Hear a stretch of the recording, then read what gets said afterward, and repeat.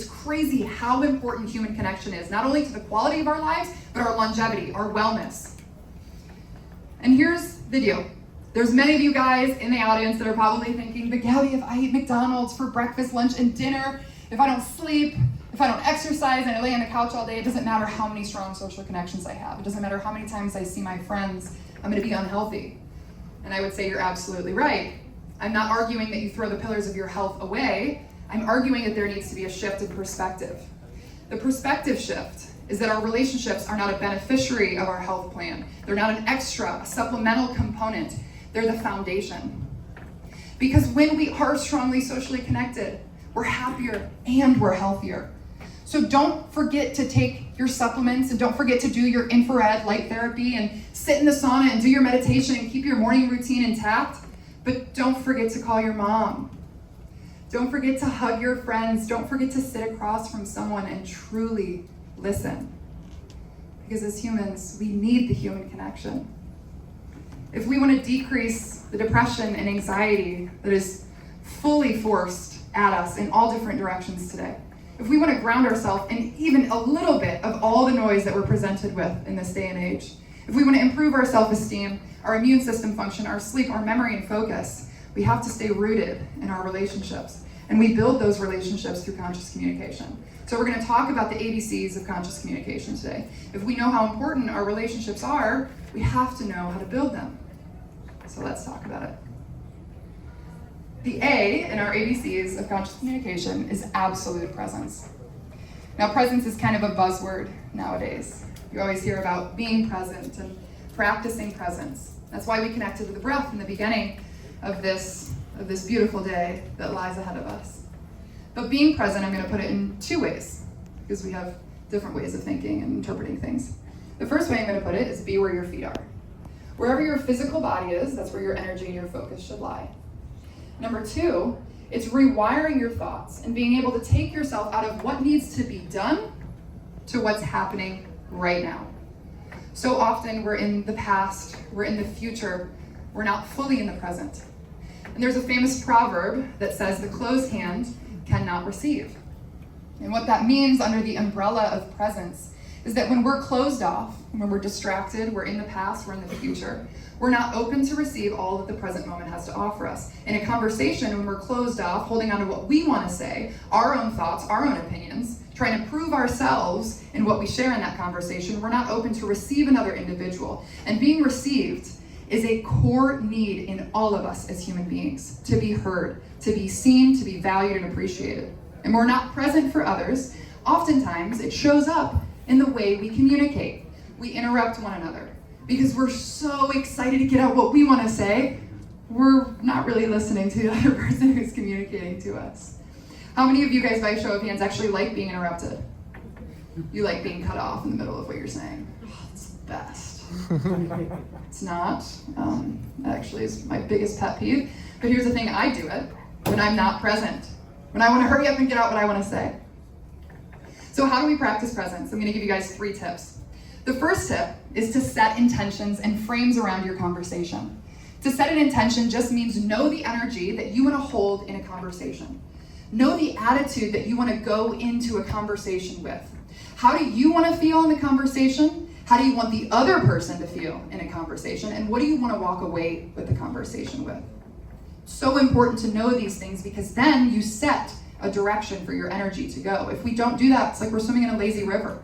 Anything could stop us. We could hit a wall on the left, we could hit a wall on the right. Nobody knows where they're going in a lazy river. So set intentions, and then the frame around your conversation is going to enhance the quality of your conversation like a picture frame enhances a photograph.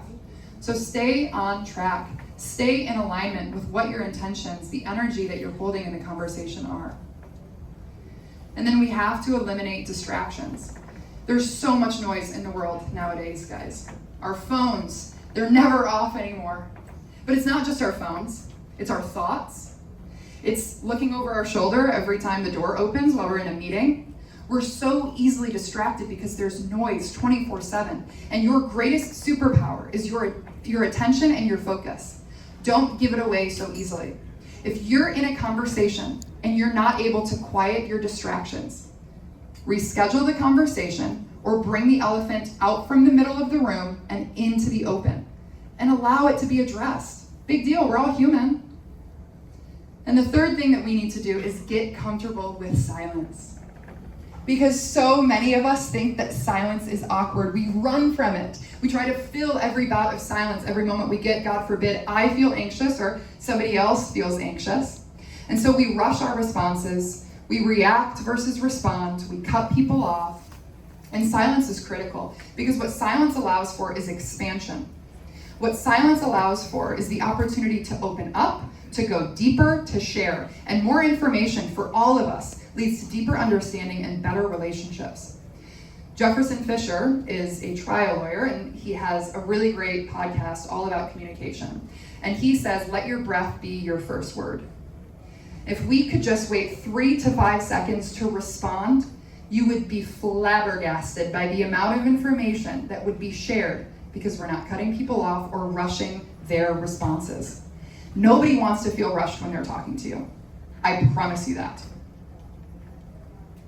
So if you guys are with me and you want to have better conversations and you want to improve your relationships, we're going to take a vow. We're going to raise our hands and we are going to say, I will not interrupt the next person I have a conversation with. So if you're with me, repeat it with me.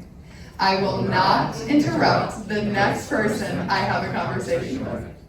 And if you guys are having a conversation with me after this and I interrupt you, call me out. Call me out, it's important, I still do it. Now the B in our ABCs of conscious communication stands for be genuinely curious. So often we go into a conversation worrying about what we're gonna say, having something to prove versus something to learn. But if we can maintain this energy of being open, being curious, not only do we learn, but we appreciate and validate another person, their experiences, their likes, their dislikes, their struggles, their successes, all of the above. So we're gonna practice. I want you guys to turn to someone next to you, and I want you to share something that brings you joy. And your only job, after you share, is to listen. So go ahead, turn to someone next to you and share what brings you joy. You like what? Sailing? I love gardens.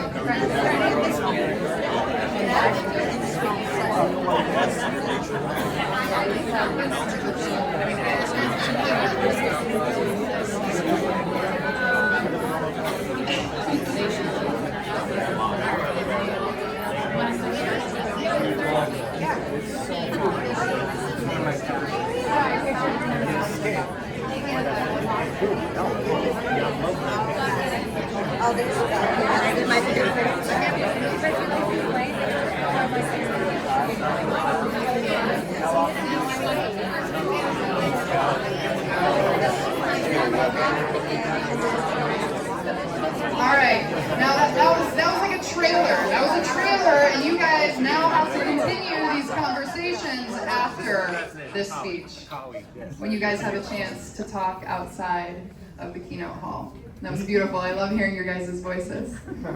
Did you just interrupt us?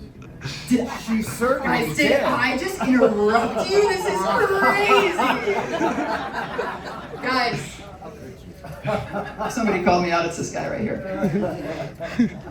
So if we're genuinely curious, it's not hard to be genuinely curious, right? We actually care what the other person has to say, but I'm going to give you guys some practical strategy because some